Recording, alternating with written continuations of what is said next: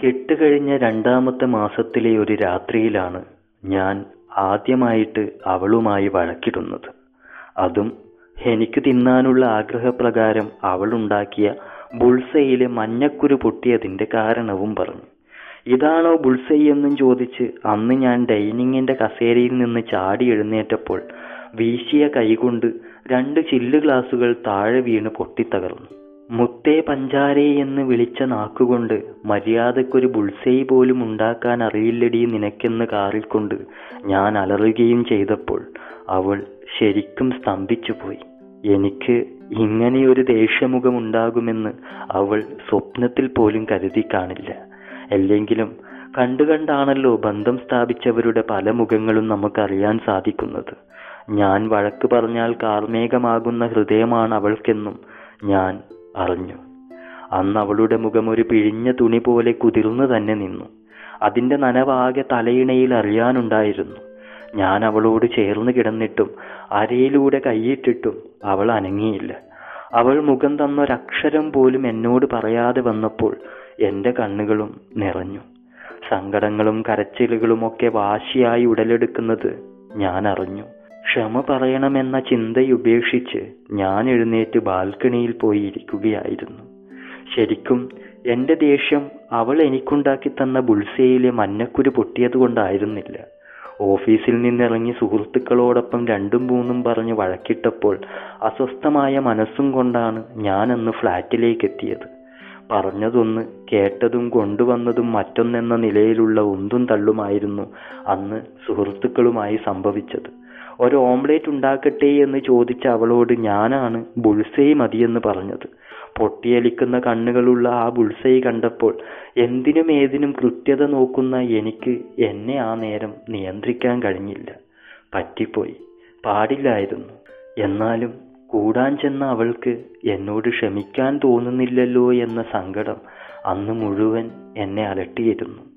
പിറ്റേന്ന് ഞങ്ങൾ 2 പേരും പരസ്പരം സംസാരിച്ചില്ല. അവളുടെ വാശി കണ്ടപ്പോൾ എന്നിലത് ഇരട്ടിച്ചു. കുറിപ്പെഴുതി കുത്തിവെക്കുന്ന ബോർഡിന്റെ മധ്യസ്ഥതയിലേക്ക് പിന്നീട് ഞങ്ങളുടെ സംസാരം ഒതുങ്ങി. ഫ്ലാറ്റിലെ ഒഴിഞ്ഞ മുറിയിലേക്ക് അവൾ അവളുടെ താമസം മാറ്റുകയും ചെയ്തു. ആഴ്ചകൾ മാസങ്ങളായി. മാസങ്ങളെല്ലാം ചേർന്ന് വഴക്കിന്റെ വർഷം ഒന്ന് തികയ്ക്കാൻ പോകുന്നു. ഒരിടത്ത് താമസിച്ചുകൊണ്ട് തിട്ടപ്പെടുത്താൻ പറ്റാത്ത അത്രത്തോളം ദൂരത്തേക്ക് ഞങ്ങൾ 2ആയി സഞ്ചരിച്ചു. അതിന്റെ അവസാനമെന്നോണം ഞാൻ ഒരിക്കൽ അവളോട് നമുക്ക് പിരിയാമെന്ന് പറഞ്ഞു. അത് കേട്ട് മുറിയിലേക്ക് പോയ അവൾ കഥ കടക്കും മുമ്പേ എവിടെയാണ് ഒപ്പിടേണ്ടതെന്ന് പറഞ്ഞാൽ മതിയെന്നും പറഞ്ഞു. പ്രതീക്ഷിക്കാത്ത ഉത്തരം നേരിട്ട എൻ്റെ കണ്ണുകൾക്ക് മുന്നിൽ ആ കഥ കടഞ്ഞു. ഞാനങ്ങനെ പറയുമ്പോൾ ഇത്രയും കാലത്തെ പിണക്കം മറന്ന് അവൾ എന്നെ പുണരുമെന്ന് കരുതിയ എനിക്ക് തെറ്റ് എന്റേതാണെന്ന പൂർണ്ണമായ ബോധ്യം എന്നിലുണ്ട്. പക്ഷെ അത് ഏറ്റു പറയാനുള്ള മനസ്സ് എനിക്കന്നാ രാത്രിയിൽ അവൾ മുഖം തരാതെ കിടന്നപ്പോൾ നഷ്ടപ്പെട്ടു പോയി. പിറ്റേന്ന് ജോലിക്ക് പുറപ്പെട്ട ഞാൻ ഓഫീസിലെത്തിയില്ല. വരുന്ന വഴി എൻ്റെ സ്കൂട്ടറിനെ ഒരു കാറ് തട്ടി റോഡിലേക്കിട്ടു. അവിടെ നിന്ന് ആരൊക്കെയോ എടുത്ത് ആശുപത്രിയിലും എത്തിച്ചു. കൈകാലുകളിൽ ഓരോ എണ്ണം വീതം പൊളിഞ്ഞു പോയെന്നതൊഴിച്ചാൽ എനിക്ക് യാതൊന്നും സംഭവിച്ചില്ല. വിവരമറിയിച്ചപ്പോൾ സുഹൃത്തുക്കളിൽ ചിലർ വന്നു. അവളെ അറിയിക്കേണ്ട എന്ന തീരുമാനത്തോടെയാണ് അന്ന് ഞാൻ ആ ആശുപത്രി കിടക്കയിൽ ക്ഷീണത്തോടെ ഉറങ്ങിയത്. പിറ്റേന്ന് കണ്ണുകൾ തുറക്കുമ്പോൾ എൻ്റെ ഒടിയാത്ത കൈയുടെ വെള്ളയിൽ അവളുടെ മുഖമുണ്ടായിരുന്നു. അരികിലെ കസേരയിലിരുന്ന് എൻ്റെ കയ്യിൽ മുഖമമർത്തി ബെഡിൽ തലവെച്ചുറങ്ങുന്ന അവളെ ഉണർത്താൻ എനിക്ക് തോന്നിയില്ല. തെറ്റുപറ്റിയവരൊരു ക്ഷമ പറഞ്ഞാൽ തീരാവുന്ന എത്രയോ നിസാരമായ വഴക്കുകളാണ് നീണ്ടുപോയി ചിലരെയൊക്കെ വിഴുങ്ങിക്കളയുന്നത്. പ്രിയപ്പെട്ടവരുമായുള്ള ഒരു പിണക്കങ്ങൾക്കും ഒരു നാളിനപ്പുറത്തേക്ക് ആയുസ് കൊടുക്കരുത്. ചില തെറ്റായ അഭിമാന ചിന്തകൾ കൊണ്ട് ചെറു പിണക്കങ്ങളെ അതിലും വലിയ പിണക്കങ്ങൾ കൊണ്ട് നേരിട്ട ഞാനൊരു വിഡ്ഢി തന്നെ.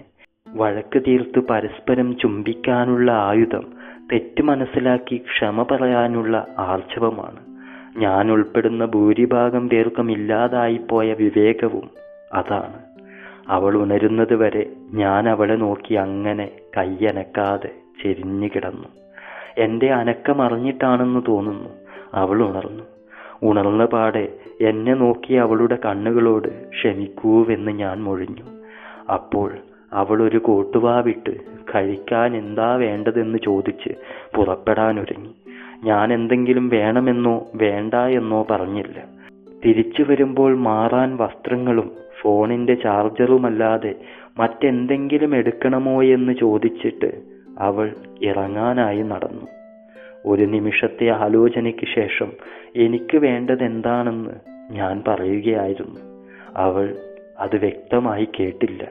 തിരിഞ്ഞു നിന്ന് എന്താ എന്ന് അവൾ ഉറക്കെ ചോദിച്ചപ്പോൾ അതിലും ഉറക്കെ ഞാൻ അതൊന്നുകൂടി പറഞ്ഞു. ശേഷം തലകുനിച്ചു. ബുൾസൈ. Thank you. കഥ ഇഷ്ടപ്പെട്ടാൽ അഭിപ്രായം പറയുക, ചാനൽ സബ്സ്ക്രൈബ് ചെയ്യുക. അടുത്ത കഥയുമായി നമുക്ക് ഉടനെ കാണാം. Thank you all.